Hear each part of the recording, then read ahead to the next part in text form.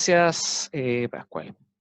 Bueno, hemos visto un diagnóstico social acerca de la percepción de la institución en nuestro país. También nos han hablado acerca de un aspecto normativo en cuanto a la forma en que se ha configurado Carabineros de Chile, y Pascual nos habla recién desde un punto de vista teórico.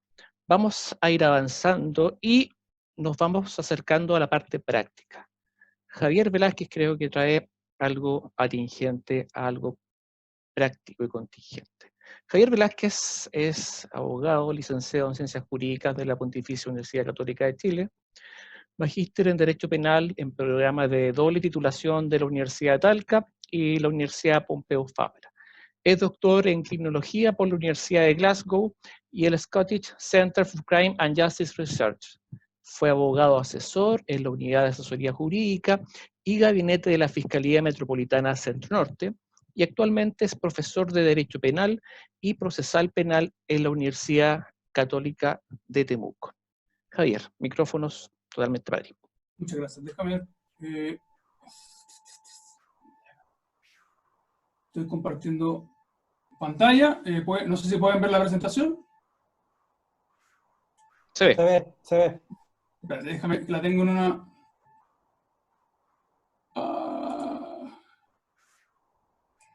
un segundo. Es que tengo bueno, voy a verlo así. Ya. Muchas gracias por la invitación. Esta es una investigación, lo que voy a presentar hoy día es parte de una investigación más grande que estamos haciendo con Catalina Fernández y que tiene relación con el estudio un poco criminalístico, criminológico y normativo de lo que ha sido llamado la escopeta antidisturbios. Y lo hemos vinculado un poco con el uso excesivo de la fuerza. En este contexto, en esta charla en específico, lo que quiero analizar brevemente es un poco, bueno, ¿qué diablos es la escopeta antidisturbios?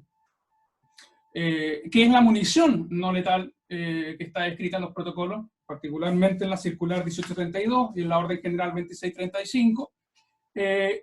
¿Cuáles son los riesgos asociados a la utilización de esta específica munición? Me voy a centrar solamente en una munición, pero algunas críticas que se realizan respecto de esta munición son también aplicables al Super SOC que vamos a ver.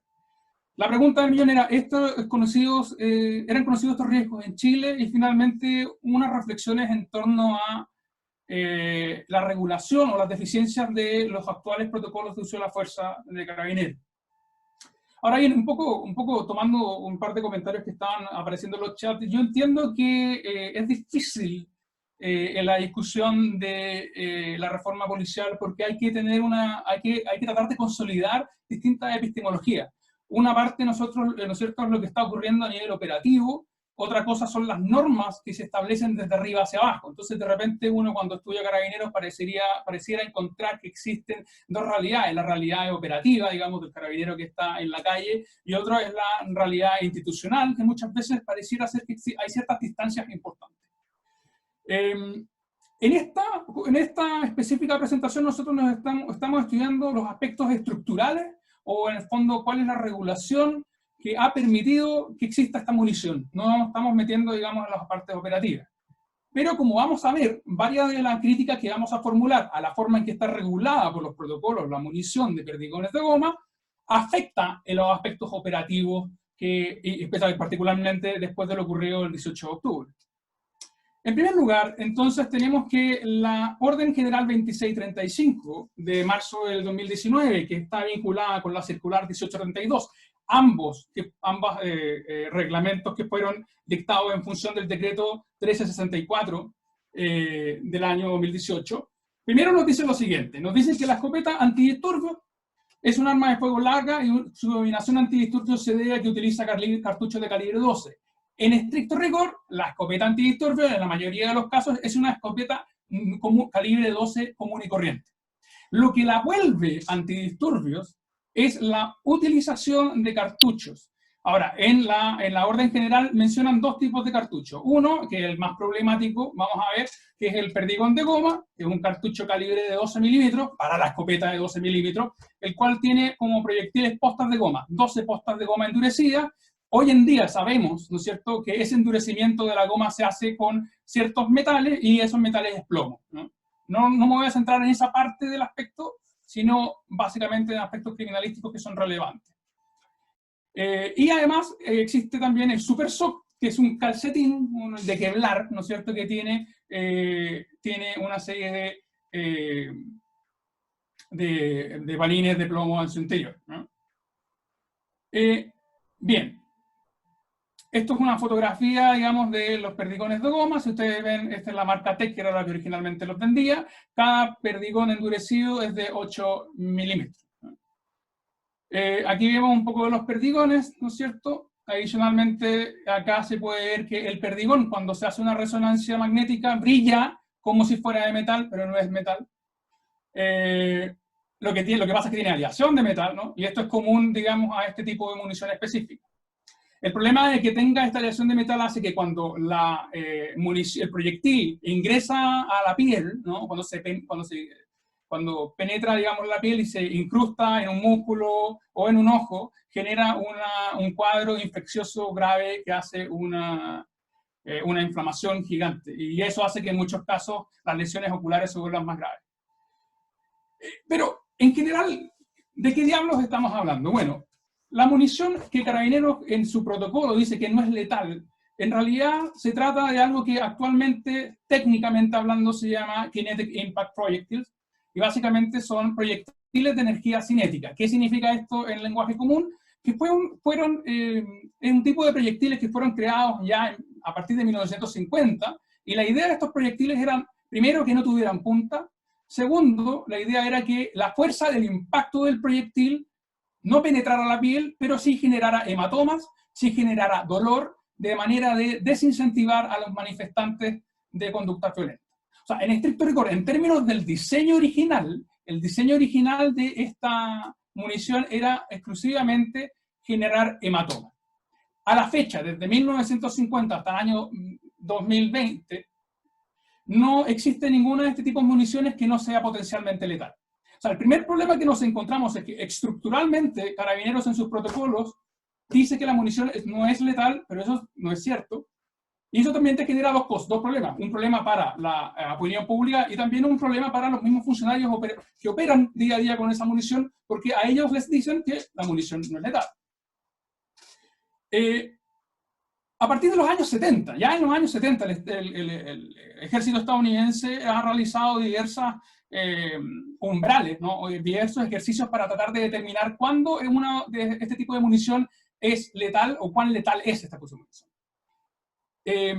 Y este umbral actualmente se usa en Estados Unidos y también se usa en Europa para efecto de determinar cuán letal es una munición no letal, ¿no? Tanto en Estados Unidos como en Europa ya no se llama munición no letal, sino que se llama munición less lethal. Y less lethal, la traducción literal es menos letal, pero a mi entender la traducción criminalística literal debiera ser potencialmente letal. Si la energía de impacto del proyectil contra el objetivo, ¿no?, oscila entre 0 a 40 joules o 30 foot-pounds, se van a provocar lesiones leves. La mayoría de estas municiones impacta al objetivo entre 40 a 120 joules, ¿no? Y esto básicamente pueden provocar heridas peligrosas. Peligrosas porque la gravedad de esa herida va a depender de si llega en la cara o en el cuello, que son las zonas más riesgosas, o llega en el torso o en las piernas, que son las partes del cuerpo, entre comillas, más seguras, ¿no? Si el impacto es recibido a más de 120 joules o a más de 90 foot-pounds de fuerza de impacto, los resultados pueden ser letales. Estudios recientes nos dicen, bueno, ¿cómo traducimos este impacto, no es cierto, en lesiones? Bueno, entre 40 a 120 joules se producen hematomas, abrasiones, fracturas de costillas, contusiones, ceguera y daños a órganos cerca de la superficie. ¿Qué significa eso? Que si bien el impacto del proyectil puede no ser penetrante, por ejemplo, si el impacto queda en la espalda, se puede generar una lesión en los pulmones, o si es en el abdomen, se puede generar una lesión en el hígado. A 120 joules de fuerza, el daño severo por heridas por compresión puede producir laceración, fracturas en el cráneo, fracturas, penetración en el cráneo, rompimiento del hígado o del corazón y sangramiento severo. Bill Stewart también hicieron una serie de estudios para ver a cuánto se rompía una costilla, a cuántos joules de fuerza utilizando este tipo de municiones. Bueno, una costilla se puede romper entre 20 a 156 joules de fuerza, distintas costillas pueden ser rotas. El esternón se rompe en 90 joules de fuerza, el desgarro del hígado puede ser con impacto a 104 joules de fuerza. Como comprenderán, en fondo, este es el umbral que se utiliza en la policía del Reino Unido, en la policía francesa, para efecto de determinar si una munición es o no riesgosa o qué tan riesgosa es, ¿no? Porque lo que tenemos que entender es que esto no se trata de decir que la policía no tenga la posibilidad de utilizar armas. Eso no, este no es el problema de que Carabineros o la PDI, ¿no es cierto?, no puede utilizar armas. El problema es, está adecuadamente regulada, de acuerdo a los riesgos que tiene su uso, esa munición, y al parecer tenemos un salto entre la evidencia criminalística y forense con la regulación que se realiza. Hoy en día no sabemos a cuántos joules de fuerza impacta la munición que está actualmente usando Carabineros. Ahora bien, otro tipo de evidencia que tenemos comparada nos llegan de lugares de conflicto. Irlanda del Norte, el conflicto palestino-israelí, la India, particularmente en Cachemira, en Irak durante la ocupación estadounidense, en las protestas españolas, donde en Cataluña, hace un par de años atrás, se terminó prohibiendo la munición que ellos estaban usando, y últimamente en Francia. No los voy a marear con todos los estudios, pero básicamente hay más de 30 estudios que están alertando acerca de la potencialidad letal de este tipo de munición. Nuevamente, vuelvo a insistir, el problema no es que sea potencialmente letal, el problema es que tenemos que regular adecuadamente para efecto de evitar que se produzcan muertes o lesiones graves.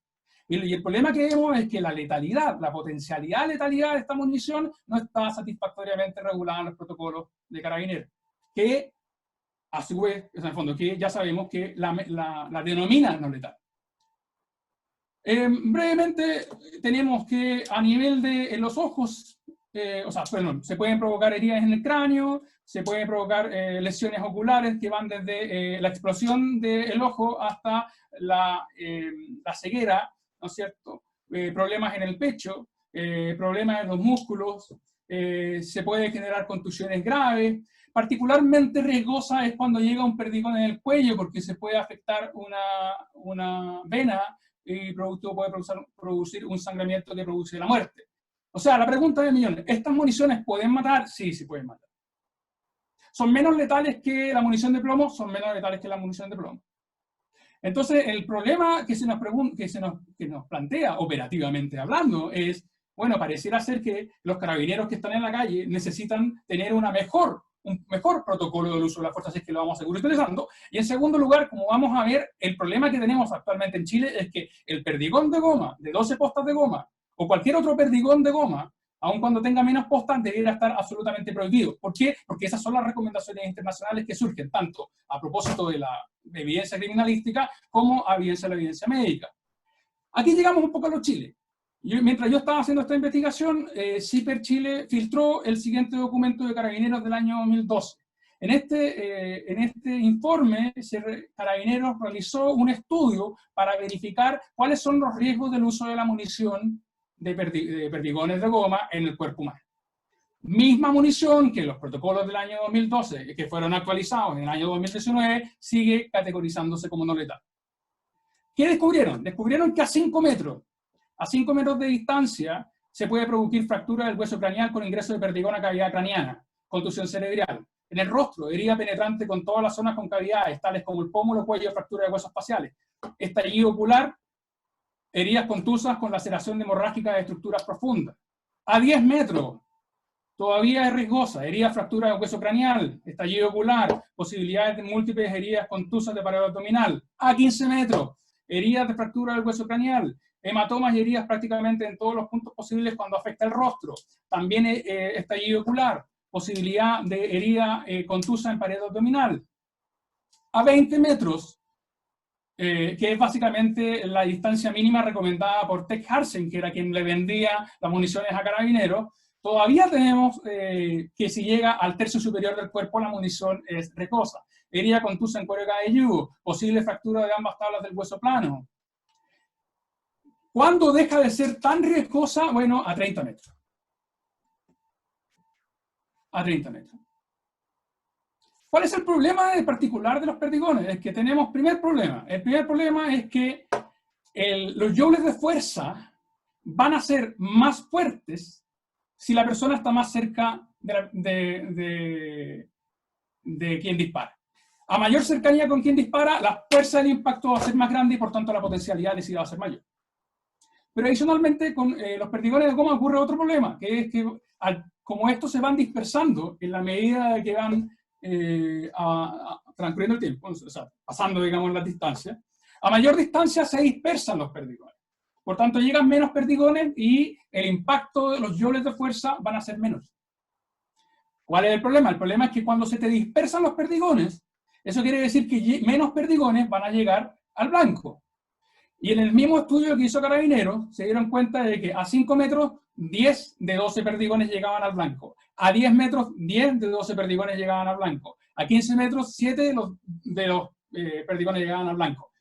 A 20 metros, 5 perdigones llegaban al blanco. A 25 llegaban 10 y a 30 metros llegaban 2. ¿Qué quiero llegar con esto? Quiere decir que 30 metros, que es la distancia recomendada por este informe, como distancia mínima de disparo, solamente 2 perdigones llegan en el blanco. ¿Eso quiere decir que los otros perdigones desaparecen? No, no desaparecen. Eso quiere decir que esos otros perdigones se llegan a distintas partes. Entonces, ¿cuál es el problema? El problema es que si yo abro fuego contra grupos de personas, por ejemplo, hay un manifestante que está siendo violento, ¿no es cierto?, nivel de fuerza 4, ¿no es cierto?, agresividad activa, que no pone en riesgo la vida del carabinero, pero es agresividad activa, permitida, entonces, y yo abro fuego en contra para apuntar a esa persona, bueno, yo puedo perfectamente lesionar a las personas que están detrás.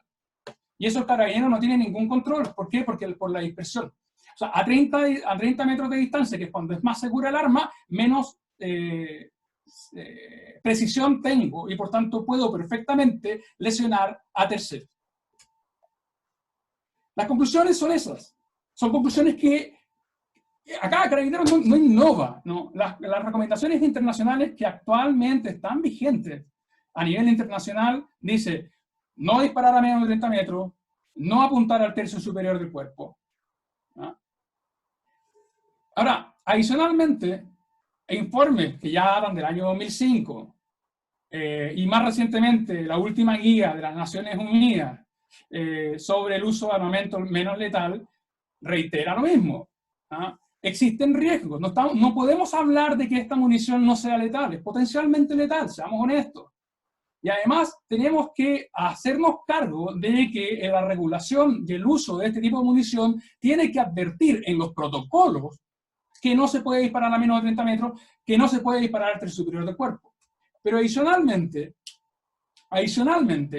tenemos un tercer elemento, y es que Amnistía Internacional, Physicians for Human Rights, la INCLO, y ahora Naciones Unidas, sostienen que la utilización de munición que contiene múltiples proyectiles, da lo mismo si son 2, 3 o 12, debe estar prohibida porque es altamente poco precisa y por tanto quien dispara no tiene control de no poder dañar a otra persona.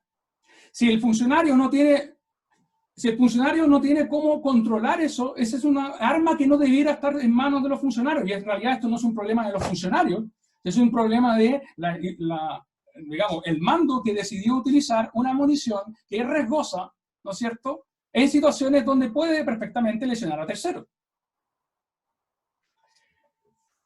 Yo no estoy inventando nada. Esto es como lo que yo les estoy contando son los análisis técnicos comparados que adicionalmente son coincidentes con el informe de Carabineros del año 2012.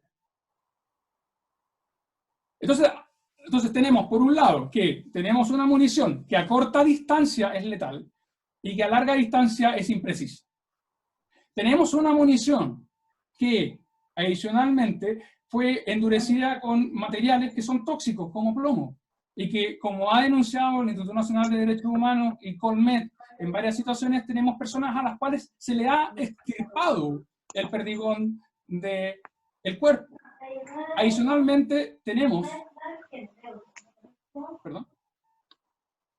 Adicionalmente tenemos, en Temuco, tenemos 2 casos de personas que recibieron perdigones y que los tienen incrustados en el cuero cabelludo, y hasta a la fecha, por lo menos en que yo tomé conocimiento del caso, no se sabe si se les van a poder extirpar esos perdigones por la irrigación sanguínea. Y eso te genera un tercer problema, y el problema es que es plomo.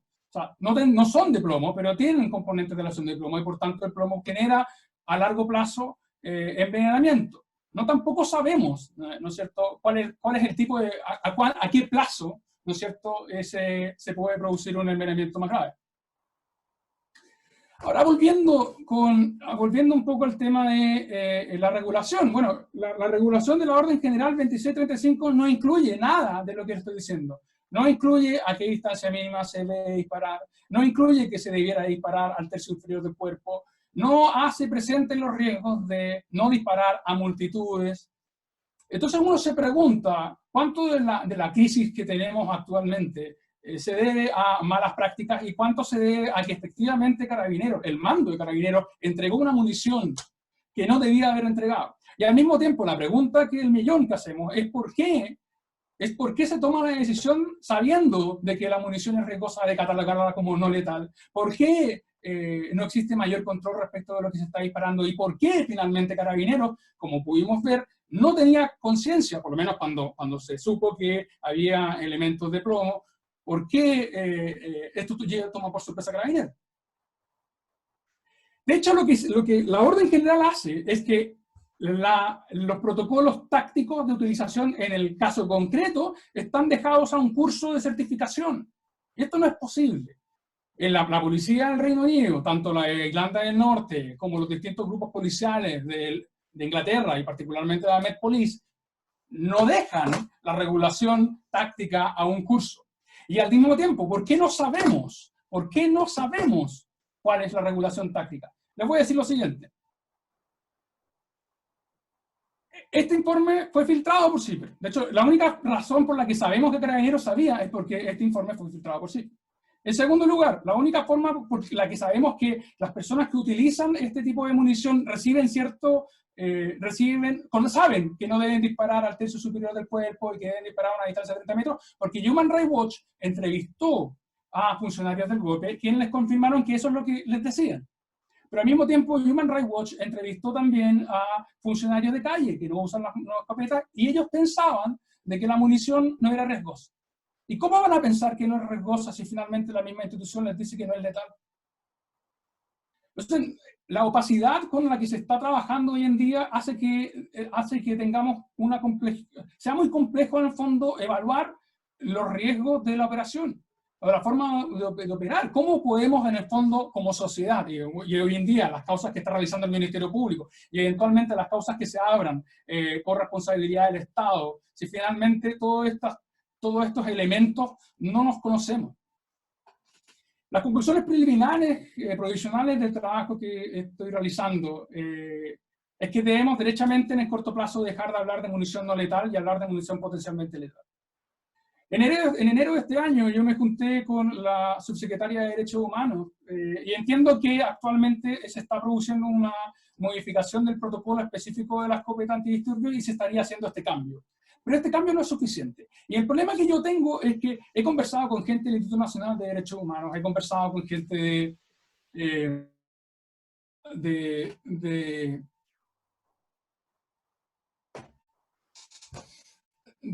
ha estado estudiando este tema, y lo que me he encontrado es que efectivamente la gran mayoría de los protocolos de Carabineros se involucran abogados. Y a los abogados les encanta estar en todas. Pero los abogados no tienen práctica criminalística, no tienen experiencia operativa, ¿no es cierto? Entonces la pregunta del millón es ¿por qué en realidad no tenemos un police board o un police ombudsman, que es algo que se utiliza como elemento externo, pero que no contiene solamente abogados, sino que contiene policía, pero al mismo tiempo contiene gente que tiene conocimientos técnicos criminalísticos que son relevantes? Porque ¿qué es lo que pasa? Yo no puedo como sociedad y yo no puedo como institución policial crear protocolos para dejar tranquilos a las Naciones Unidas, porque esa no es la función de los protocolos del uso de la fuerza. La función de los protocolos del uso de la fuerza es entregar un instrumento que permita que mis funcionarios vayan a salir a la calle y vayan a ejercer el resguardo del orden público seguros, con seguridad de que están utilizando un buen equipamiento, con seguridad de que se van a poder defender y con seguridad de que no van a lesionar a terceros. Pero en este caso estamos viendo que estructuralmente ya tenemos un problema, tanto en los protocolos como en el equipamiento. A mi entender, Carabineros debiera suspender inmediatamente todo el uso de munición que contenga múltiples proyectiles. ¿Qué significa esto? Esto no significa que Carabineros deba dejar de utilizar municiones potencialmente letales. No, existen muchas municiones distintas. ¿Cuál es la que se usa en el Reino Unido? Que le encanta, porque Carabineros ha dicho, bueno, es que en el Reino Unido las utilizan, pero utilizan una cosa que se llama proyectiles de impacto atenuado, que son balas de goma. En Francia utilizan lo que se llama flashball. En Europa no se utilizan proyectiles perdigones de goma. ¿Por qué? Porque son pocamente precisos. Tenemos que hacernos cargo. Ahora, alguien podría decir correctamente de que la regulación de las Naciones Unidas respecto de la utilización de armamento menos letal ha sido pobre en los últimos 20 años. Perdón, 30 años. Y es verdad. En el fondo, la regulación de las Naciones Unidas se preocupó mucho de que hubiera regulación respecto de las armas de fuego, y ellos sugirieron, a partir de los años 70, los años 80, los años 90, de que los países utilizaran armamento menos letal o no letal. El problema es que no supieron adecuarse a la evolución de las tecnologías, y al mismo tiempo tampoco previeron de que a la fecha no tenemos ninguna munición menos letal que sea segura. Entonces el problema es que tenemos estas discordancias entre la regulación, entre cómo yo informo a mis funcionarios, entre cómo yo les advierto de los riesgos, y en cómo también la policía es capaz de tener elementos de transparencia, de accountability, como le dicen los gringos, que me permitan en el fondo a mí saber, bueno, discutamos operativamente cuándo está en riesgo la vida del funcionario y con qué se puede defender. Porque hay que entenderlo desde la perspectiva del funcionario. El funcionario tiene que tener una serie de equipamientos que le permitan defenderse de acuerdo a una serie de dinámicas, de agresiones dinámicas que puede suceder, ¿no es cierto? De hecho, esa es la lógica. Pero el problema es que si yo le paso al funcionario una munición que es mucho más riesgosa de la que yo le digo, se va a generar un problema. Pero al mismo tiempo, la regulación chilena tiene un muy deficiente, está regulando deficientemente el nivel 4, que es básicamente las armas menos letales. Hay una equiparación entre usar un bastón, usar un cañón de agua y utilizar, digamos, los perdigones. Esto no es posible. No es posible. Necesitamos mejores protocolos del uso de la fuerza, pero también necesitamos más información. Necesitamos saber a cuánto impacta cada proyectil a los objetos. Necesitamos saber cuántos joules de fuerza impacta. ¿Cuál es la energía cinética real del impacto para poder decir esto es muy riesgoso o esto es menos riesgoso, esto lo vamos a usar en este contexto o no lo vamos a usar en este contexto? Los protocolos, como las municiones, como la decisión de utilizar una munición. ¿Por qué una munición se utiliza y por qué no otra? La Omega Research Foundation, que es una organización británica que trabaja con el Consejo de Europa, lo que ha dicho es que hay que desconfiar, los estados tienen que desconfiar de las disposiciones técnicas de los proveedores.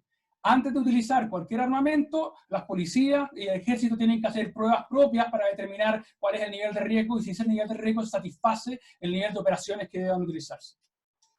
En este contexto nos falta mucho, no solamente por transparentar, pero adicionalmente por controlar. Y acá quiero terminar un poco con las recomendaciones del Independent Commission of Policing for Northern Ireland. Y en este concreto, ¿por qué las traigo a colación? Porque Irlanda del Norte tuvo un conflicto social muy fuerte entre protestantes y católicos, entre nacionalistas y republicanos, desde 1960 hasta 1996-99, cuando se empieza a generar el programa de paz. Y en este momento se dieron cuenta que la policía estaba muy desacreditada, la policía estaba muy deslegitimada, particularmente entre los grupos católicos. Entre 1960 hasta 1990 se produjeron alrededor de de una quincena de muertes producto del uso de munición menos letal. Y por tanto se elaboró una comisión para efecto de decir, bueno, ¿cómo actualizamos a nuestra policía? Las recomendaciones son muy útiles en este momento. Se planteó mejor equipamiento, para que las policías puedan dar unas respuestas graduales a situaciones de resguardo del orden público. Uso de munición de energía cinética debe ser utilizada de manera restringida como último recurso. Y acá me parece algo interesante, porque mientras más sabemos sobre la munición, sobre los riesgos de la munición menos letal, más nos damos cuenta que de alguna manera es un poquito menos riesgosa que la munición de arma de fuego, pero pareciera ser que el riesgo menor no es mucho más menor. Y por tanto, ¿qué es lo que está pasando en Europa? En Europa está pasando que toda la munición menos letal se está asimilando en términos de protocolo a los protocolos aplicables al uso de munición de plomo.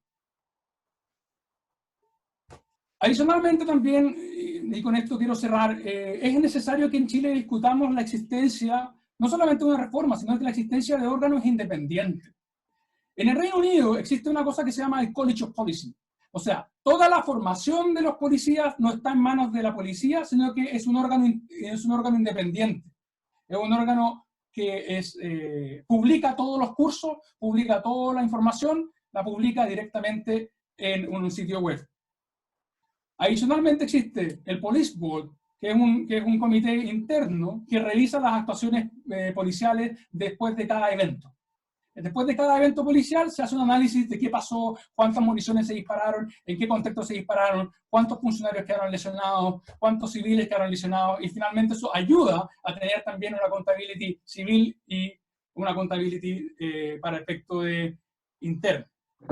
Adicionalmente existe un Police Ombudsman, que es básicamente una especie de defensoría que empieza a canalizar los casos de violencia policial o excesos policiales, y de alguna manera genera una investigación independiente que en el fondo asegura que se mantenga la legitimidad o la imparcialidad de los órganos policiales. Como yo les he comentado, esto es parte de una investigación, hay mucho que decir, pero en principio yo creo que es necesario que empecemos a mirar que si el Estado y la institución no realiza buenos protocolos de uso de la fuerza, finalmente entonces no solamente sale perjudicada la sociedad civil, sino que también sale perjudicada la misma institución y los mismos funcionarios. Muchas gracias. Agradecemos la participación del profesor Javier Velázquez. Vamos a ir cerrando ya nuestra jornada. Previo a presentar a nuestra próxima expositora, quiero ser presente que se va a dar un espacio al final para que los participantes de esta videoconferencia realicen preguntas. Vamos a canalizarlo a través de la aplicación Levantar la Mano, cosa de darle un orden al desarrollo entonces de las preguntas y que no se vayan transformando en diálogos. Hay bastante diálogos en la pestaña de chat, dejémoslos ahí. Y a la hora de hacer preguntas, yo les solicitaría que se hicieran de manera concreta, porque ya esto se ha extendido más de lo que teníamos presupuestado. Muchas gracias por eso. Entonces, presento ahora a Paz Irarrázaval. Ella es abogada de la Universidad de Chile, magíster en Derecho de la London School Economic and Political Science y doctora en el King's College London. Es investigadora postdoctoral del Instituto de Ciencias Sociales de nuestra Universidad O'Higgins. Hola, muchas gracias. Déjenme verificar que se escucha bien, ¿cierto? Sí. Ya, gracias. Muchas gracias a Sebastián primero por la organización y la invitación a presentar, y a la Escuela de Ciencias Sociales de la Universidad O'Higgins, casi se me sale, la Universidad O'Higgins, mi casa. Y yo les voy a hablar de un tema un poco bastante distinto a lo que se viene discutiendo hasta ahora, porque la verdad es que el trabajo que yo estoy haciendo ahora es más desde la teoría política, y lo que estoy haciendo ahora es estudiar la noción de orden público en distintos ámbitos, no solamente en el ámbito policial. En Chile se usa la noción de orden público en ámbitos completamente distintos, pero voy a compartir en esta presentación aquello que he encontrado respecto a la noción de orden público que es relevante para la actividad policial. Y a lo que me refiero es este concepto que es utilizado por las autoridades para justificar o demandar intervención policial. ¿Okay? Entonces el foco ya no es en el funcionamiento de la policía, sino en cómo las autoridades o el discurso de las autoridades utiliza el concepto de orden público, y eso obviamente tiene impacto en las prácticas policiales, pero lo importante es entenderlo desde mirando a estos actores, que son nuestras autoridades. Y este es un concepto importante porque cuando se invoca el orden público, lo que se hace es demandar intervención policial, y eso supone limitación de derechos. Lo primero que debo aclarar es que el orden público, como lo vengo estudiando yo desde la teoría política, es un concepto político, no es un concepto neutral, y puede tener distintos contenidos. Entonces uno siempre debe preguntarse, bueno, cuando se invoca el orden público, ¿quién lo está invocando y a qué tipo de orden se refiere? ¿Y qué es lo que se demanda para la consecución de ese específico orden del que se está hablando? Y desde una perspectiva crítica, uno debe preguntarse siempre a quién beneficia determinada concepción de orden público. Porque siempre cuando la autoridad hace referencia al orden público, se presenta como un concepto neutral o incluso técnico, y se da por supuesto el concepto, se da por supuesto de que lo que se está afectando acá es el orden público, y lo que eso genera es que, bueno, se da por supuesto el concepto y se parte de la base que es algo que beneficia a toda la comunidad. O sea, que cuando se está en juego el orden público es algo que nos está afectando a toda la comunidad, que va en interés de toda esa intervención policial. Y lo segundo es que se presenta como un concepto técnico, o sea, que tiene que ver con una cuestión de estrategia policial, de cómo se va a manejar este orden público. Y el problema de eso, de no cuestionar cuando uno utiliza el concepto en estos términos, es que se desplazan decisiones que son políticas al ámbito policial. Y esto es muy problemático. O sea, lo que ocurre en el estallido social en Chile son demandas políticas que requerían respuestas políticas, y cuando se lo transforma en un tema de orden público, se transforma en una cuestión que debe resolver la policía, Carabineros. Y eso es imposible, a Carabineros no le correspondía y no tiene cómo resolver un asunto de esa complejidad. Y bueno, cuando se invoca en el ámbito policial, yo he podido identificar que hay dos formas de darle contenido a esta noción en el debate de las autoridades en Chile.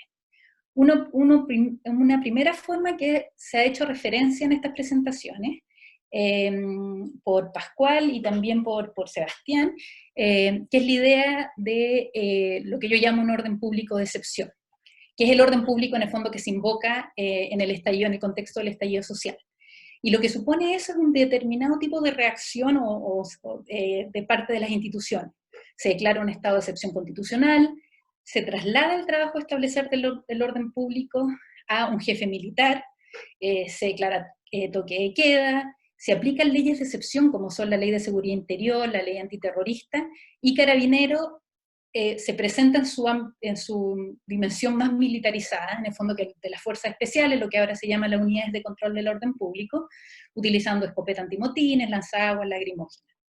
Si uno atiende estas medidas, son medidas muy extremas de carácter militar, y acá lo que uno puede atender, que un poco lo explicó Sebastián, así que voy a pasar un poco más rápido, es la influencia de la doctrina de seguridad nacional en esta noción de orden público que fue desarrollada durante la dictadura.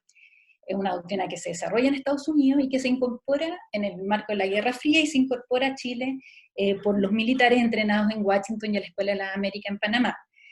Que supone que la policía internamente requiere cierto entrenamiento de carácter militar para hacer frente a una amenaza, que en ese caso era la amenaza del comunismo, en el ámbito interno de cada país, supone una lucha contra una insurgencia interna. O sea, hay un enemigo interno que atenta contra la integridad nacional, para lo cual se requieren instrumentos de carácter más o menos militar.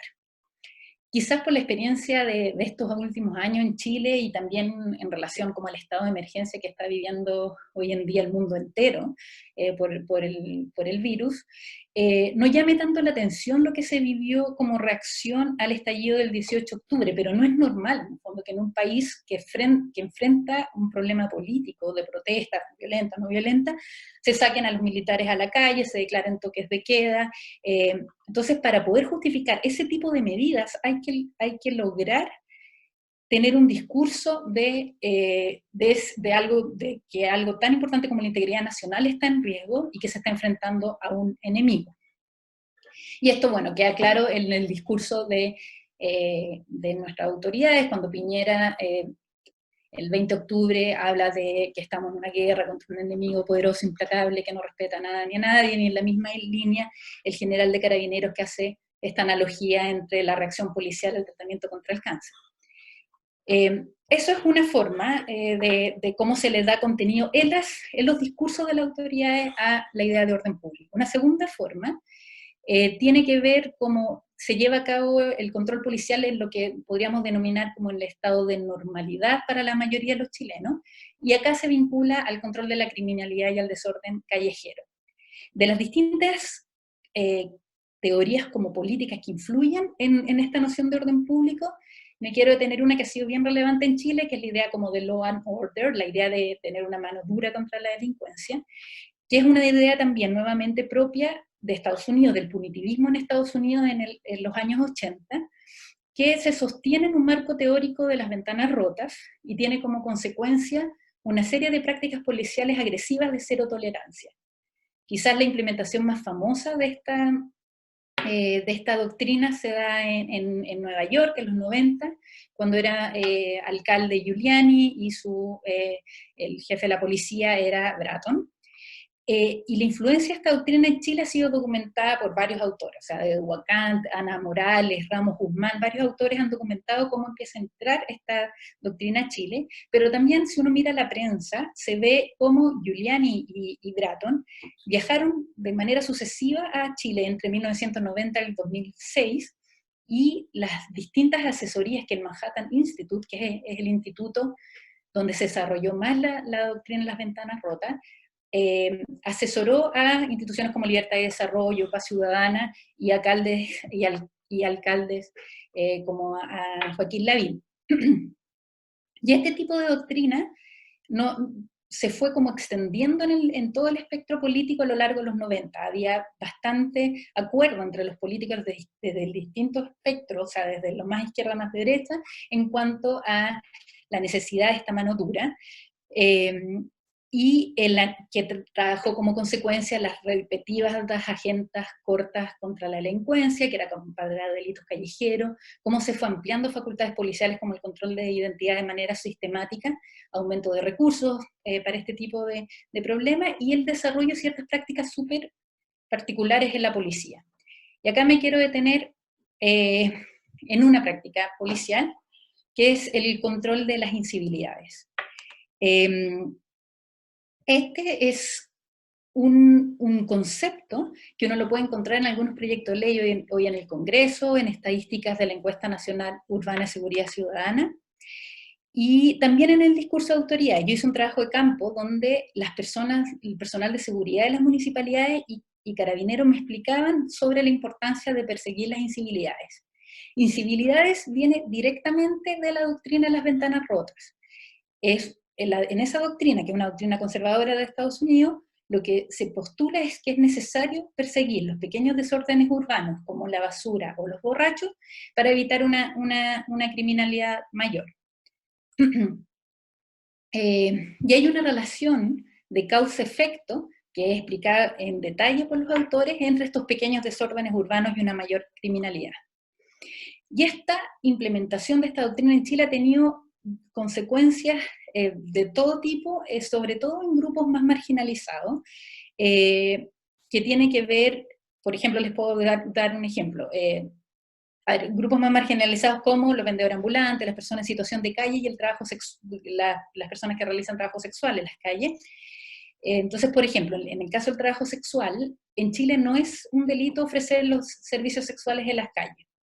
¿Y cómo Carabineros lidia con esto? A través de las incivilidades. Y esto es por una demanda de las autoridades políticas a ser duros en la persecución de estos desórdenes en las calles. Entonces, no es ilegal, no es un crimen esta oferta de trabajos sexuales, pero es una incivilidad que puede generar mayores delitos, entonces es necesario controlarlo a través de controles de identidad, las técnicas de copamiento, que son como propias del control de incivilidades.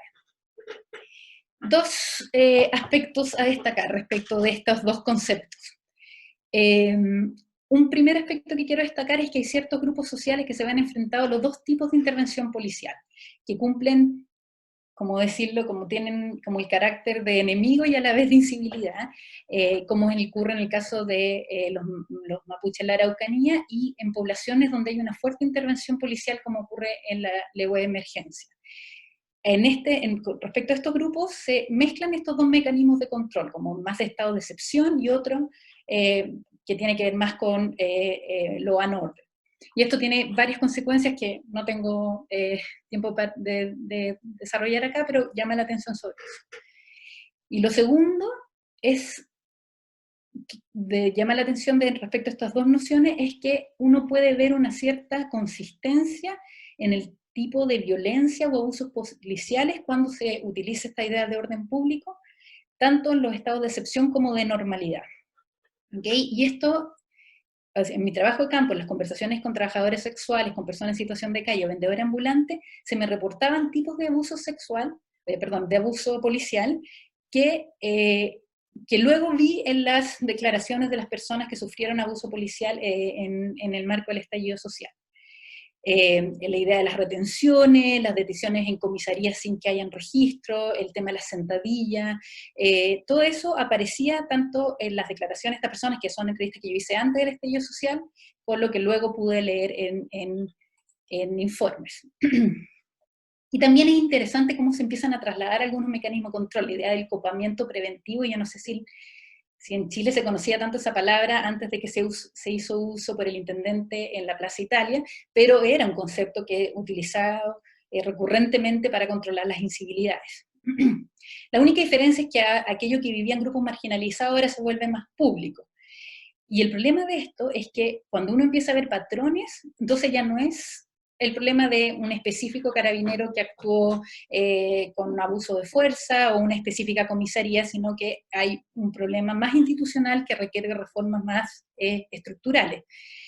Como les decía yo, lo que yo me quiero enfocar aquí es qué pasa cuando nosotros tenemos esta idea de orden público, que es lo que les exigimos a Carabineros, que eso también debe ser un punto de atención cuando nosotros queremos ver qué está pasando con estos patrones de violencia. Entonces, mi punto acá es que cuando nosotros invocamos el orden público, las autoridades invocan el orden público, tenemos que estar conscientes que es un concepto político, que debemos cuestionar críticamente qué tipo de orden estamos hablando y cómo se ha utilizado en Chile por las autoridades. Funciona en una lógica del enemigo que es punitiva y excluyente a ciertos grupos sociales, y lo que busca es mantener el statu quo. O sea, eso es típicamente lo que ocurre cuando uno dice restaurar el orden público. Y sabemos los peligros, un poco como lo explicaba Pascual, de utilizar este tipo de lenguaje cuando uno tiene por un lado los criminales, los violentistas, los terroristas, y por otro lado al resto de los ciudadanos que quieren vivir en paz, se entra en una lógica de guerra que es muy nefasta. Y esto también se da cuando pensamos el orden público en estado de normalidad, en el tipo de lenguaje que usan los políticos, esta idea como del enemigo. Hace poco acaba de salir una investigación muy interesante de Navarro y Tromblé, que da cuenta de cómo la expresión que Piñera utilizaba junto a orden público, de esto de estamos en guerra contra un enemigo poderoso e implacable, bueno, ellos dan cuenta cómo este lenguaje Piñera lo venía utilizando mucho antes del estallido social, en la inauguración de comisarías, muchas de ellas en la región de la Araucanía, en la entrega de recursos policiales. Entonces, el enemigo ya no es solamente aquel que conocimos en el estallido social, sino que venía formándose en el discurso político desde mucho antes. Y el otro problema que les decía yo de proteger un determinado statu quo, cuando lo que sí, que era efectivamente lo que el estallido social trataba de demandar. Entonces, al restaurar el orden público era no hacerse cargo de aquello que se estaba demandando. El punto que quiero resaltar acá es que cuando cuando la autoridad hace referencia a este concepto, es necesario cuestionarlo, es fundamental pensar que es posible pensar un contenido distinto, y al menos cuestionarse a quién beneficia este orden que se está invocando. Y con eso cumplo el plazo. Muchas gracias. Muchas gracias, Paz. Bueno, veo que hay bastante interés por plantear preguntas. Lo vamos a hacer a través del chat. Me acaba de levantar ahí Ricardo Montero. No, le está aplaudiendo. Entonces, a través del chat, por favor, formulen sus preguntas indicando en primer término a qué expositor va dirigida.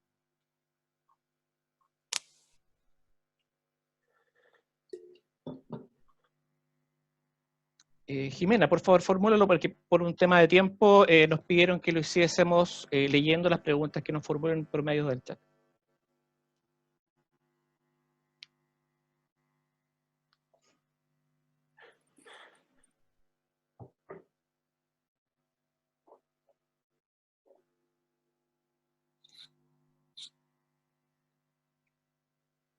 Están todos los expositores, solamente Lucía no se encuentra presente, así que, por favor, adelante.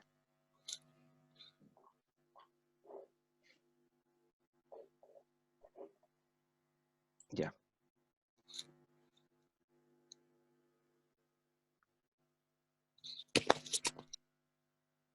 iPad de Jorge. Por favor, formule la pregunta, ¿no? Hola. ¿Me escuchan bien? Sí. Ya. La pregunta mía es para Javier Velázquez. Tenía para Lucía, pero no está. Para Javier Velázquez, quien nos señaló que él iba a hablar sobre el aspecto criminalístico, criminológico y normativo respecto de la escopeta. Y bueno, por eso precisamente una de las preguntas que yo planteaba era qué facultades de Derecho en Chile tenían esa asignatura, por cuánto tenemos abogados defensores, fiscales y jueces que tienen que evaluar técnicamente después las evidencias y ese gran problema que tenemos en los juicios orales. Yo soy de acá de Temuco, vivo en el sector rural, estoy rodeado de comunidades mapuche con las cuales tengo una excelente relación, así que el tema no pasa muchas veces por lo que se conoce por la prensa. La pregunta es, respecto a cuando él hablaba de la rosa de dispersión, cuando salen los perdigones al espacio dotados de fuerza y aceleración, para los efectos de la distancia, quería saber si en su estudio se consideró el tipo de carga propelente o pólvora que utiliza, tanto para los cartuchos de zona urbana como de zonas rurales. ¿Por qué le pregunto esto? Porque eso también tiene una incidencia bastante importante en la lesionología. Muchas gracias. Muchas gracias por la pregunta, Jorge. A ver, un poco haciéndome cargo de lo que plantea, me parece fundamental, lo que plantea, no es una pregunta, pero lo planteé inicialmente.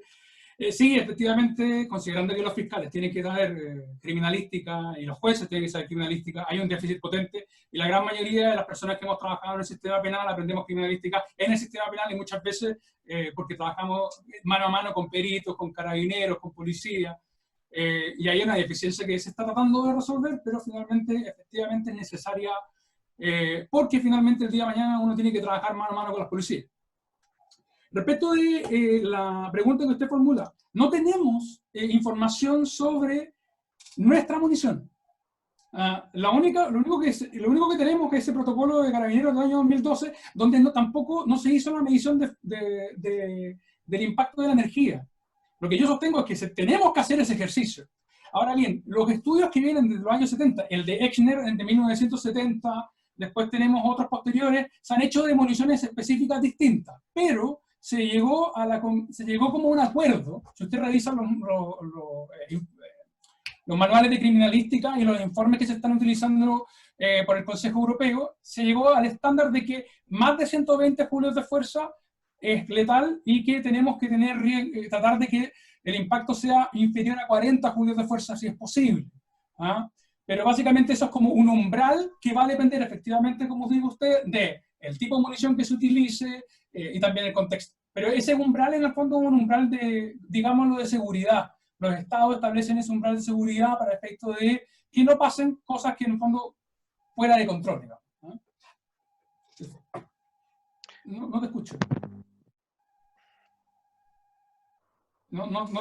Hay un problema Perdón, para complementar un minuto, para no extenderme. Ese estudio previo está hecho y se hizo en la Araucanía porque eran los cartuchos AB2 que tenían menor carga propelente. Por lo tanto, el viento, se llaman vientos balísticos, impedía que avanzaran. Podríamos contactarnos, yo le podría apoyar después porque me interesa bastante, ya que estamos hablando de la reestructuración de una institución y se están considerando aspectos más básicos, como por ejemplo hablar de la escopeta, que nada tiene que ver. Y respecto a la criminalística, yo soy el autor del único libro que está vigente en Chile en este minuto. de criminalística, y estoy trabajando a usted que está en una escuela de derecho,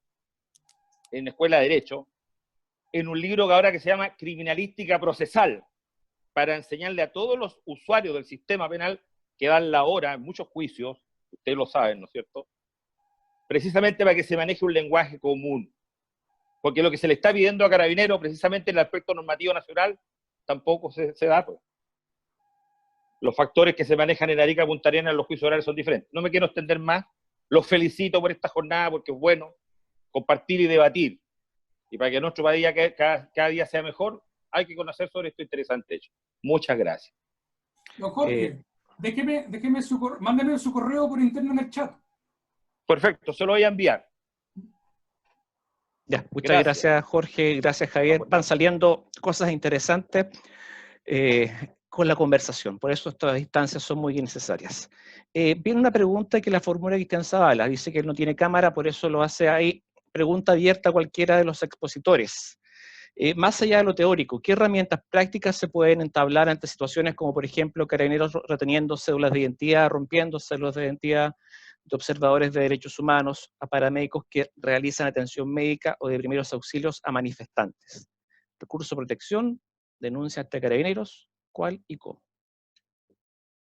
No sé quién quisiera tomar la pregunta.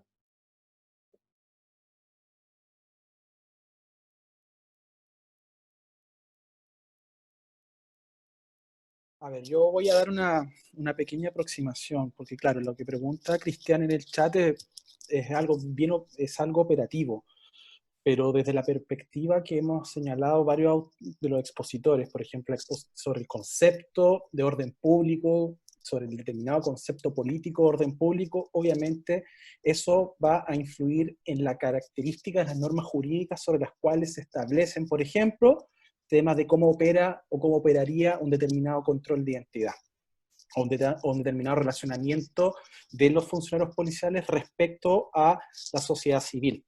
Por lo tanto, lo que pregunta Cristian es multisistémico y tiene distintas dimensiones.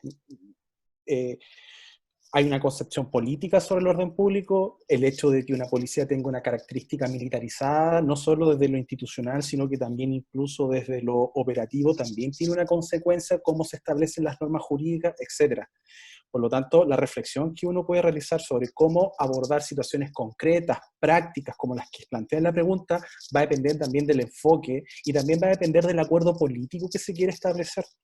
Porque al final del día, si yo quiero insistir con políticas de tolerancia cero, si yo quiero insistir con determinadas criminalización o identificación de determinados enemigos, obviamente yo voy a entregar algunas medidas, voy a entregar herramientas medidas o medidas que sean mucho más intrusivas respecto a la libertad o respecto a la integridad física de las personas o viceversa. Entonces, hay que entenderlo desde esa perspectiva. O sea, es una discusión compleja porque al final del día estamos hablando de un tema que mencionamos en nuestra presentación, que Carabineros de Chile, en el caso nacional, representa a la fuerza estatal y tiene un monopolio del ejercicio de la violencia. Y tiene una violencia legitimada y legal y constitucionalizada. Por lo tanto, los principios, valores que nosotros queramos establecer de una u otra forma van a influir en estas temas más concretos. Eso. ¿Puedo? ¿O Paz? ¿Paz quiere responder?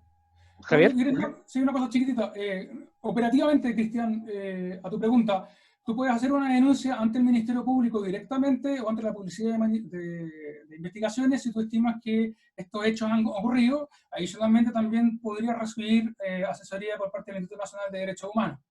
Pero en el caso concreto, fondo que estén rompiendo, digamos, cédula de identidad es algo que deberá estar en conocimiento del Ministerio Público y tú puedes ir directamente al Ministerio Público a deducir hacer la denuncia o bien puedes interponer una querella, eventualmente hacer una denuncia a través del Poder Judicial si es que estimas conveniente. No se necesita hacer la denuncia directamente en Carabineros. Ok, yo creo que por ahí que yo ya respondía a la duda de Cristian. Paz, por favor. Sí, no, cortito también, que quizás él toca un tema, o sea, la pregunta toca un tema muy importante que es que no tenemos en Chile procedimientos de muy fácil acceso para reclamos como los que planteaba, lo que se plantea en la pregunta. Lo que dice Javier es correcto, o sea, uno puede ir al Ministerio Público, pero el problema ahí con el Ministerio Público trabaja con la policía, entonces o sea, es el lugar adecuado, pero también es para cierto tipo de infracciones y hay una falencia de no tener alguna institucionalidad con independencia que pueda recibir estos reclamos y que sea fácil, o sea, como que uno no necesita un abogado. Y eso, claro, se ha hecho a través de otras instituciones como el Instituto de Derechos Humanos, pero no contamos con un sistema de fácil acceso para que la ciudadanía pueda acudir a hacer este tipo de reclamos, y eso yo lo constaté en mi trabajo de campo, porque cuando yo preguntaba a las personas dónde acudir, me respondían, bueno, a la comisaría. O sea, ir a la comisaría a reclamar por casos de abuso de otro policía. Entonces ahí hay si es que vamos a hablar de reformas del carabinero, ahí es necesario tener algún tipo de regulación independiente, de institución independiente, donde pueda ser más fácil acceder a los reclamos.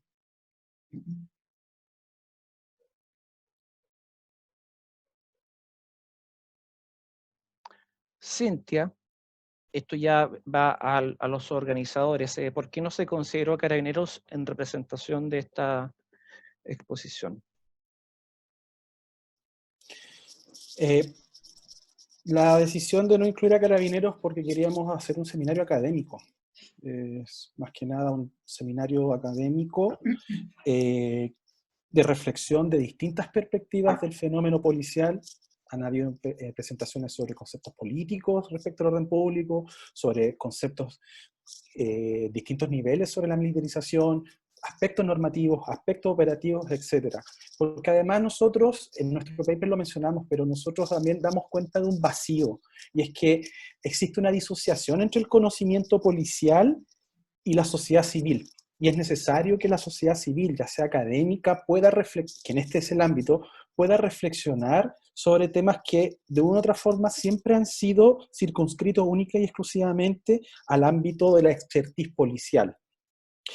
Y además esa expertise policial se ha proyectado a las decisiones políticas, porque también hay un vacío desde el punto de vista de la toma de decisiones sobre conocimiento policial. Entonces la finalidad de este seminario fue analizar el fenómeno policial en distintas perspectivas, en condición de los problemas que tiene actualmente día Carabineros y del consenso transversal que de una u otra forma existe, de que la situación no se puede mantener tal cual como está y que existe la necesidad de una reforma, de un cambio, etc.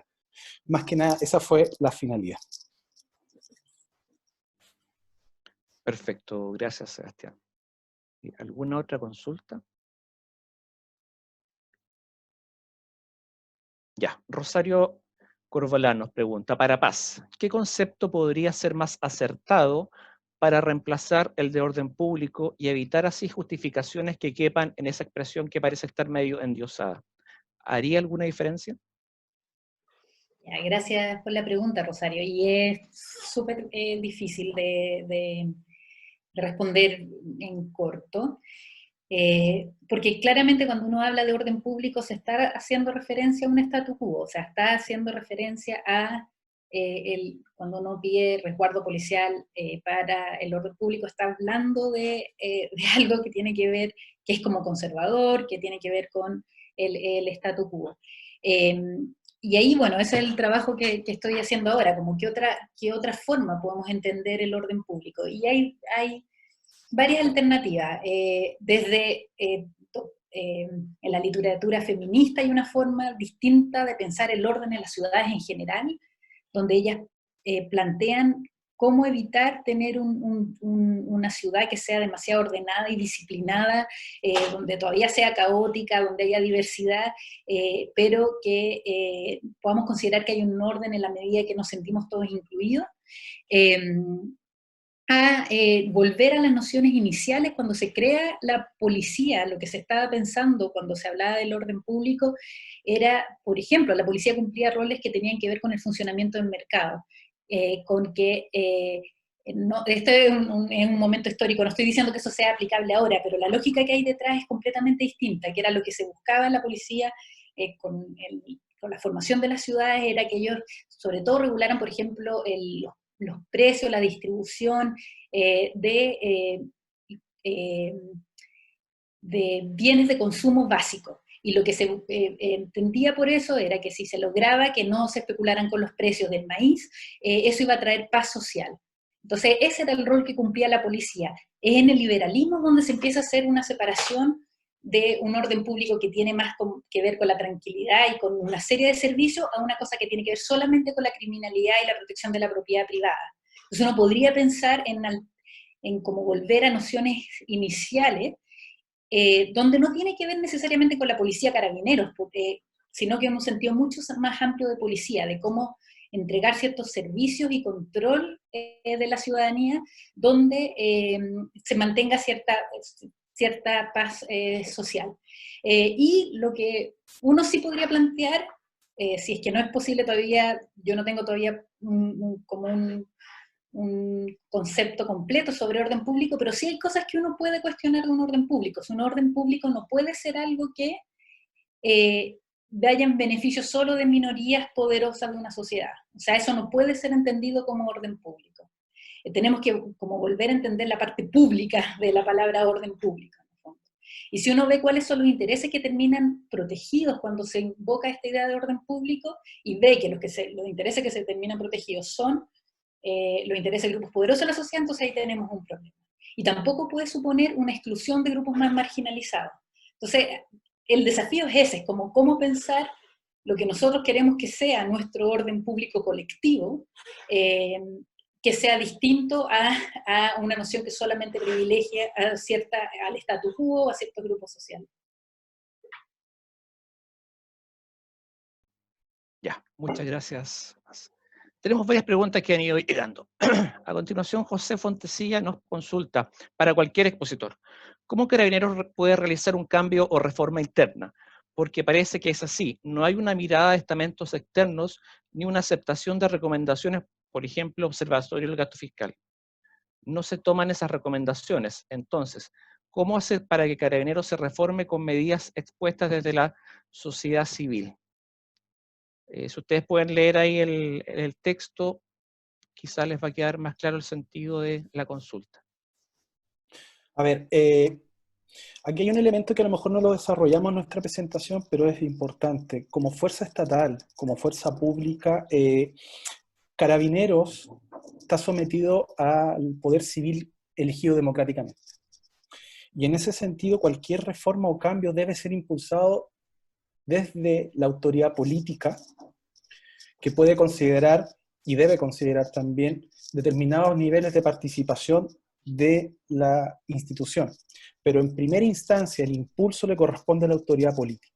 Ya Paz ha desarrollado el concepto político que hay sobre el orden público y las ramificaciones que eso tiene. El tema de la militarización también es una decisión política que también genera ramificaciones de cómo enfrentar el fenómeno policial, el fenómeno de prevención del delito, persecución penal y además el fenómeno institucional. Y en ese sentido, cuando ustedes, lo que se tiende a generar ahí es una mayor interacción mayor interacción pública civil, policial en este caso, bajo un paradigma que sea el principio democrático. De esa manera, entendiendo la subordinación del poder policial al poder militar, entendiendo la no deliberación, uno puede entender de que las reformas pueden impulsarse de mejor manera. Pero para eso también se necesita un acuerdo político transversal sobre qué se entiende sobre el fenómeno policial y sobre qué tipo de policía se quiere más adelante.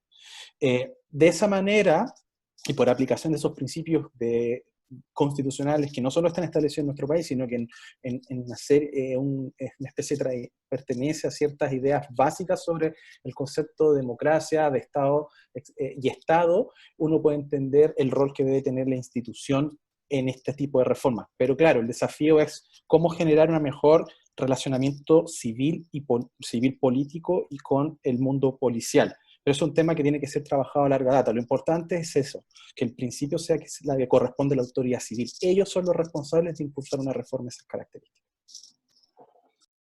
Gracias, Sebastián. Ya, yo creo que esta es la última pregunta. La hace Víctor Herrera, entiendo que a cualquiera. ¿Cuál es el diagnóstico común actualizado, con rigor metodológico, que dé cuenta que se debe intervenir a quien actúa sobre los efectos y no sobre las causas estructurales, cuya responsabilidad recae sobre quienes registran las evaluaciones más bajas?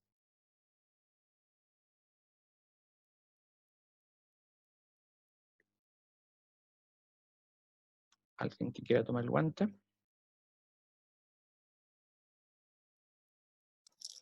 Quizás si la pudiese reformular para Sí, ir a algo sí, más sería concreto, mejor. ¿ya? Por favor. Aquí viene otra. Pascual, sostuviste que si bien el castigo puede entenderse como una manera de hacer valer la legitimidad de las normas, señalaste que la idea del exceso del uso de la fuerza o del castigo delataba una mala organización social. ¿Podrías plantear nuevamente esa reflexión? Gracias. Bueno, gracias Benjamín por la pregunta. No estoy seguro de haber hecho haber hecho esa reflexión. No obstante, estoy de acuerdo que el castigo tiene que ver con hacer valer la legitimidad de las normas. Y respecto al exceso del uso de la fuerza, si acaso eso delata una mala organización social, yo no creo haber formulado una reflexión en esa línea. Creo que en mi presentación, cuando hablé del exceso del uso de la fuerza, era para dar cuenta de un tipo de crítica que se puede hacer a una tendencia en el desarrollo de las policías modernas, que su tendencia es a la militarización, y que esa militarización, uno de los problemas que genera, o uno de los problemas que podría generar es que favorece el excesivo uso de la fuerza. En realidad, prefiero ser como súper claro con que ese es el argumento que hice y no me metía a analizar si es que acaso eso tiene que ver con una mala organización social. No sé si yo entiendo mal tu pregunta, igual si es que la quisiera reformular o escribirme después, encantado de comentarlo. Muy bien. Ya, con esto cerramos. Víctor Herrera pregunta, ¿quién de los expositores conoce la demanda actual de la cantidad de funciones que debe cumplir Carabineros de Chile? ¿Cuál es su capacidad operativa real? ¿Cuáles son los niveles de déficit? Y en razón de ello, ¿cómo se puede pretender hacerlo más eficiente y eficaz? Para cualquiera.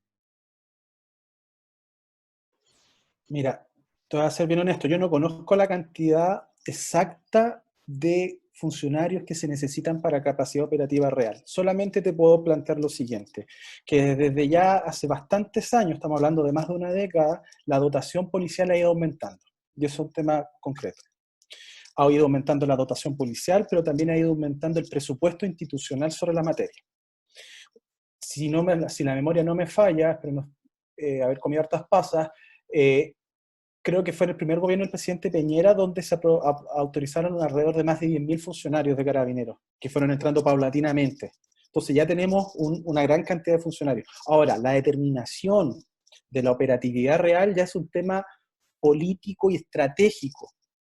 Y en ese sentido, lo que importante ahí es que el rol del Ministerio Interior sea fundamental a la hora de determinar, porque bajo esa perspectiva y bajo esas prioridades se podrá determinar si es necesario plantear una nueva reforma, plantear incluir más carabineros, y de qué forma se van a incluir eso. Otra cosa también es el proceso de preparación, formación y capacitación de los carabineros. Y en ese sentido, es el organismo civil con el organismo policial los que deben recibir los insumos y tomar decisión, principalmente el organismo civil. Yo no sé la capacidad operativa y si existe déficit.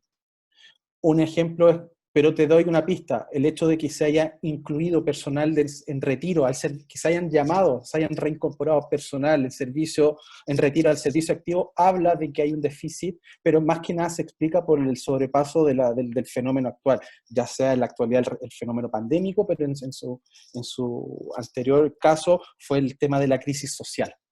Vale. A ver, si el tema es de funciones, efectivamente tenemos un problema de exceso de funciones de Carabineros que es histórico. Y al mismo tiempo, si uno analiza la evolución de las reformas durante los últimos 10 años, en algún momento se instaló en alguna parte de la oficialidad, no en toda, de que Carabineros tenía que ser exclusivamente preventivo y que las labores investigativas tenían que ser dejadas a la Policía de Investigaciones. El problema de esa premisa es que, de todas maneras, la prevención del delito requiere cierta investigación policial. Entonces, al final no es tan fácil como desligar, digamos, a la Policía de Carabineros como preventiva y dejar a la Policía de Investigaciones como como investigativa. Adicionalmente que la Policía de Investigaciones no tiene cobertura a nivel país, digamos. Claro, en Santiago tú podéis trabajar con la Brigada de Homicidio, con la ABH para un homicidio, y podéis trabajar con Carabineros, digamos, con las comisarías y con las CIP de las comisarías para hacer cierta prevención, digamos, en el territorio. Ahora bien, el problema de Carabineros es mucho más grande, porque en el fondo tú tienes a funcionarios trabajando en el tránsito, tienes a funcionarios realizando notificaciones judiciales, tienes a funcionarios realizando una serie de funciones que no son netamente policiales. Entonces, y de hecho lo que hemos visto en los últimos 20 años adicionalmente, como que una especie de locura, es cómo los guardias policiales, la seguridad policial municipal, ha empezado a realizar ciertas labores que originalmente eran de la policía, pero que la policía en algunas comunas no podía cubrir. Entonces, de alguna manera, claro, efectivamente una reforma policial, sea reestructuración o no, lo que tiene que considerar en el fondo es decir, bueno, ¿para qué necesitamos a Carabineros? O sea, ¿tengo que perder Carabineros o policía para hacer notificaciones o para hacer lanzamientos judiciales? Yo quiero a mis policías, digamos, trabajando en el cuadrante, sea investigando, sea preventivo. Efectivamente, creo que hay un tema que hay mucha gente que desconoce la cantidad de funciones policiales que hay, y eso finalmente termina reduciendo la capacidad operativa de Carabineros. Entonces, en el fondo, claro, hay un tema ahí que es bastante interesante. Ahora, ¿cuál es el problema de la reforma? Y es que finalmente yo no conozco ningún país que haya reformado a las policías y haya destruido lo que ya estaba. No se puede. Tú no puedes hacer una reforma policial sin utilizar lo que ya existe. Y al mismo tiempo, desde la sociología organizacional, tú tampoco puedes modificar una institución si no tomas de base los problemas de la trinchera, digamos, del día a día. Y eso muchas veces ocurre en Chile, que básicamente se reforma algo de arriba hacia abajo sin considerar las bases de abajo hacia arriba, digamos. No sé si esto responde un poco a tu pregunta. Marcelo, no sé si me permites, ¿me escuchan solamente para intervenir brevemente?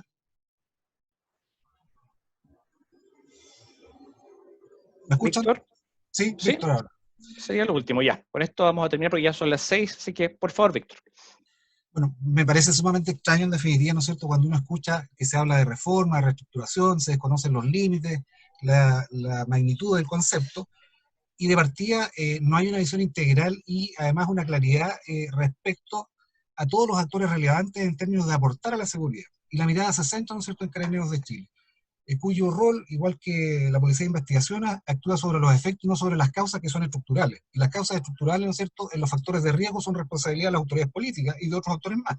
Entonces, eso es la primera reflexión respecto a la pregunta que no me contestaron. Y lo segundo es respecto a la cantidad de funciones, porque en definitiva, si se conocen los niveles de déficit y que están declarados y están reconocidos, o sea, eso no es desconocido, los niveles de déficit, en definitiva, la capacidad operativa de la cantidad de demandas que tiene hoy día Carabineros de Chile no supera, ¿no es cierto?, el 80%, y pretenden hacerlo más eficiente y más eficaz respecto a estas miradas particulares con ciertos sesgos, y no se mira, en definitiva, la cantidad de funciones que se deben cumplir. Entonces yo creo que hay algunos temas pendientes en razón a esa mirada, pero esto debe de ser un diagnóstico común con rigor metodológico que levante las evidencias y no sobre miradas. Cuando yo los he escuchado a ustedes con estudios muy interesantes de distintas miradas, pero no veo, desconozco yo, tal vez por ignorancia, desconozco, ¿no es cierto?, cuál es el diagnóstico común construido para mejorar la seguridad en Chile. Y es una falsa expectativa decir, ¿no es cierto?, de que reestructurando a Carabineros se va a mejorar la seguridad. O sea, yo creo que es mucho más que eso. La institución, me imagino, no se opone a ser modernizada. La mejora continua es una realidad en cualquier organización, y particularmente respecto a Carabineros, que es el rol tan importante que tiene. Solamente eso, así que gracias por escucharme. Muchas gracias, Víctor. Yo creo que le va a responder Sebastián. Respecto a una cosa, efectivamente, Carabineros cumple una serie de funciones y están establecidos en los primeros artículos de su ley orgánica constitucional en complemento a lo que establece la Constitución. La diferencia está en que Carabineros tiene asegurado también que cualquier nueva función pública va a ser ingresada al presupuesto. Y eso también es una forma de reforzar un poco tratar, porque obviamente una cosa es lo que establece la ley y otra cosa es lo que efectivamente se llega a lograr o no sobre la materia. El fenómeno de por qué se tomó la decisión sobre Carabineros, porque es un hecho conocido y un hecho notorio. O sea, efectivamente tenemos una institución que está complicada, que está en crisis, nosotros no nos gusta que estemos en una situación así, pero es necesario debatirlo de esta perspectiva. Obviamente lo que usted está planteando es desde el punto de vista operativo. pero también el fenómeno es mucho mayor que el problema operativo, porque como por ejemplo vimos las exposiciones de Paz y las posiciones de Pascual, también hay un concepto de cómo entender el fenómeno, que va más allá de lo operativo. Lo operativo también responderá a lo político, y lo político también responderá a lo político estratégico. O sea, hay tres niveles, hay tres dimensiones sobre las cuales el fenómeno se tiene que analizar. El fenómeno político, qué tipo de seguridad queremos tener, que usted aborda correctamente, y en ese sentido es importante la discusión que nosotros hablamos sobre el concepto de seguridad nacional, el enemigo interno. Eso también construye una forma de relacionamiento político y policial. Y eso también influye en qué tipo de institución podemos tener o no. El hecho de que uno haga hincapié en la legitimidad democrática y el respeto a los derechos fundamentales también construye un tipo de sociedad, y el fenómeno de la seguridad también responde sobre esos valores que se establecen, ya sea en respeto a los derechos fundamentales con un principio democrático, o también con la construcción desde el punto de vista del enemigo interno. Entonces hay distintos niveles. Nosotros quisimos tratar de abarcar el máximo posible. Entendemos que el tema operativo también es complejo, pero es casi más complejo. No sé qué será más complejo, en este caso, qué será primero, el huevo o la gallina, si también discutir en términos más teóricos sobre qué tipo de seguridad queremos, qué tipo de policías queremos, qué tipo de crimen queremos combatir, qué tipo de funciones queremos que tener las policías, etcétera, etcétera, etcétera. Eso. Muy bien, con esto damos por finalizada esta jornada muy interesante, donde se han planteado distintos aspectos en relación con la institución de Carabineros. Agradecemos en primer término a cada uno de los expositores, también a todos quienes han participado en su calidad de público a través de Zoom, y eventualmente nos podremos volver a encontrar en una nueva oportunidad para seguir debatiendo este tema y algunos otros que han surgido aquí como interesantes. Marcelo, ¿puedo agregar algo? Soy Camila, la directora de la escuela. Por supuesto, Camila. Solo les quiero decir que estamos grabando la webinar, entonces ahora en, no sé, una horita más vamos a subirla a nuestro canal de YouTube de escuela, y la vamos a compartir por las redes sociales de la U por si alguien se perdió alguna parte o quiere repasar o lo que sea. Gracias a todas y a todos por participar. Van a estar, el link va a estar a través de las redes sociales de la U. Voy a pedirle a Comunicaciones de la Universidad que nos apoye. Igual como se enteraron de esto, supongo. Gracias. Listo. Muchas gracias, Camila. Que tengan muy buenas tardes. Agradecido. Nos vemos. Hasta luego. Chao. Adiós. Adiós. Paz, ¿alguien quiere tu estudio? Ah, te fuiste.